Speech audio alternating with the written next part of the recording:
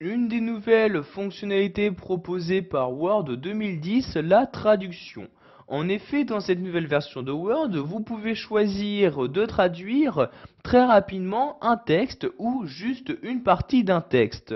C'est ce que nous allons découvrir dans cette vidéo formation.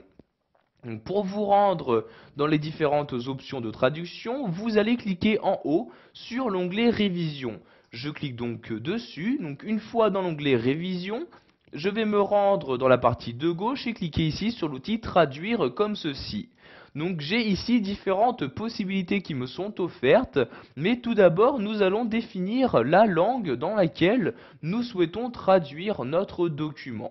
Pour ce faire, je me rends donc tout en bas de ce menu et je clique ici sur choisir la langue de traduction. Donc il existe deux moyens de traduire, donc soit en utilisant un mini traducteur, soit en utilisant donc le traducteur qui va vous traduire l'intégralité de votre document. Donc pour le mini traducteur, vous choisissez ici la langue de traduction en cliquant sur la flèche comme ceci et vous choisissez donc la langue. Donc ici par exemple, je vais sélectionner l'anglais comme ceci. Vous faites de même pour le traducteur, donc la langue de départ ici il s'agit bien du français et vous choisissez donc la langue d'arrivée, donc dans quelle langue vous souhaitez traduire votre texte. Je clique donc ici sur cette flèche-ci et je vais de nouveau sélectionner l'anglais. Je clique donc sur anglais comme ceci. Maintenant, pour appliquer mes changements, je clique sur OK comme ceci. Nous allons maintenant donc pouvoir commencer la traduction de notre texte. Je clique donc ici sur traduire. Donc vous avez par exemple la possibilité de traduire votre document dans son intégralité et de l'afficher dans votre navigateur internet. Donc je clique ici pour ce faire donc sur traduire le document. Donc vous allez devoir l'envoyer via internet donc dans un format HTML. Je clique ici sur envoyer donc pour procéder à la traduction de mon texte. Donc vous voyez texte qui va s'afficher dans mon navigateur internet par défaut. Donc maintenant ici, je vais agrandir la fenêtre en cliquant sur ce bouton-là, comme ceci. Donc l'avancement de la traduction est en cours. Donc vous pouvez voir cet avancement dans cette partie-là. Donc vous voyez ici pour l'instant 15% a été traduit.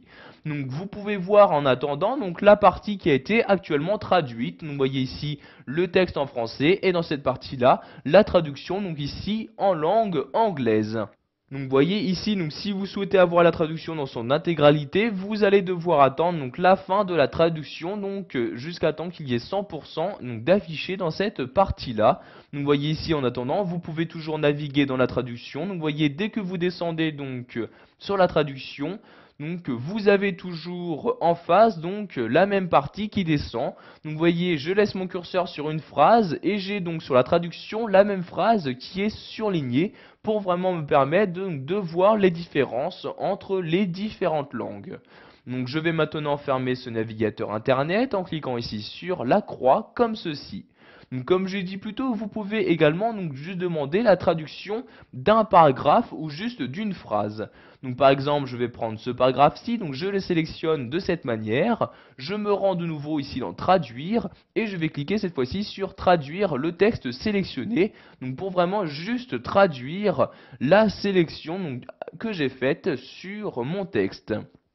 Et donc la traduction va apparaître dans le volet de droite qui vient d'apparaître ici. Donc vous voyez ici de français vers anglais. Et donc vous avez la traduction donc, qui apparaît dans cette partie-là. Donc vous voyez ici pour ce paragraphe-ci, la traduction anglaise correspond au paragraphe qui apparaît dans le volet de droite. Donc je vais maintenant fermer ce volet en cliquant ici sur la croix comme ceci. Pour finir, nous allons voir comment utiliser le mini traducteur proposé par Word 2010. Je clique donc ici sur traduire, puis sur mini traducteur comme ceci. Après avoir sélectionné le mini traducteur, maintenant nous allons nous rendre sur un des mots. Donc par exemple ici le mot bourgeoise, je laisse ma souris dessus. Donc vous voyez, dès que je laisse ma souris dessus, il y a donc un cadre qui apparaît, ce cadre-ci. Et donc dans ce cadre-ci, je peux voir la traduction du mot. Donc, vous voyez ici le mot, donc les différentes traductions donc ici anglaises proposées. Donc vous pouvez faire ceci pour tous les mots. Donc par exemple le mot ménage ou le mot cuisine, je laisse ma souris dessus, je la remonte pour afficher ici donc la fenêtre. Et donc ici, vous voyez, j'ai bien la traduction du mot cuisine qui apparaît. Donc ici, il s'agit du mini traducteur. Donc si vous souhaitez maintenant désactiver celui-ci, vous retournez ici sur traduire et vous recliquez sur mini traducteur. Et maintenant, donc celui-ci est désactivé. Donc vous voyez maintenant quand je me rends sur un mot, il n'y a plus de fenêtre qui apparaît. Voilà, vous savez maintenant comment traduire votre document à l'aide de Word 2010. Vous connaissez donc les différents moyens de traduction disponibles.